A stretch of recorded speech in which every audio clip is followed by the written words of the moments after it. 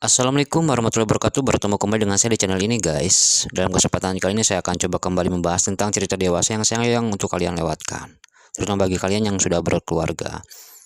Sebelum lanjut ke isi ceritanya, saya meminta dukungan dari kalian semua dengan cara like, subscribe, komen, dan share juga bila kalian suka dengan channel dan cerita filmnya. Dan bagi kalian yang mau request tentang film yang kalian suka, tinggalkan jejaknya di kolom komentar ya guys. Barangkali nanti saya bisa menyampaikan isi film yang kalian suka. Tanpa panjang lebar, kita langsung lanjut ke isi cerita filmnya. Gasken. Cerita film diawali dengan seorang perempuan cantik yang lahir di sebuah desa yang berada di kaki gunung guys.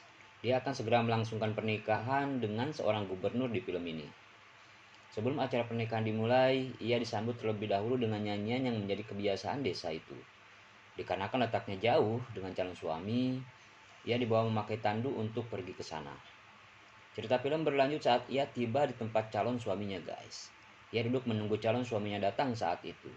Tidak lama berselang, calon suaminya datang dan langsung melahirkan guys. Setelah istrinya melahirkan, suaminya menyambut anak pertama dari perempuan tadi.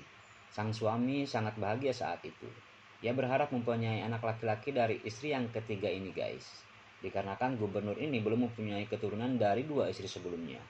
Setelah dilihat oleh sang suami dan dua istrinya, ternyata anak yang dilahirkan adalah seorang perempuan. Dengan seketika raut wajah dari sang suami berubah saat itu guys. 7 tahun kemudian, anak yang dilahirkan tadi tumbuh menjadi anak yang cantik seperti ibunya. Ia melihat ibunya sedang membersihkan lantai saat itu. Dan saat itu juga, ibunya melihat ke arah anaknya yang juga sedang mengikuti apa yang dia lakukan guys. Malam pun tiba. Sang gubernur berkunjung ke kamar istri ketiga yang sudah siap untuk melayani. Dan saat itu juga mereka melakukan hubungannya guys. Setelah mereka melakukan hubungannya, kaki dari istri ketiga tadi diangkat memakai tali yang sudah disiapkan sebelumnya, supaya mempercepat proses pembuahan oleh sang gubernur. Bila mana tidak mempunyai keturunan dalam waktu dekat dan sesuai yang diinginkan oleh sang gubernur, sang istri dianggap tidak berguna guys. Pagi tiba, semua istri gubernur dan anak dari istri ketiga semuanya kumpul untuk makan bersama. Istri ke-1 dan 2 menanyakan kepada istri ketiga tentang hubungannya yang ia lakukan dengan sang gubernur tadi malam guys.